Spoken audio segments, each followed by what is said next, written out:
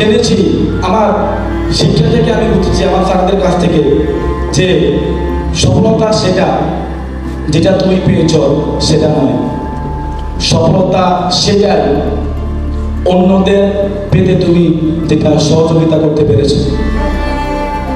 আজকে আমি এখানে দাঁড়িয়ে আছি, আমার হাতে ফুল, আমার গলায় মালা। It is not success of me. সফলতা শুরু হবে একটু পর, যাদের গলায় আমি মালা দেওয়ার ব্যবস্থা করতে পেরেছি।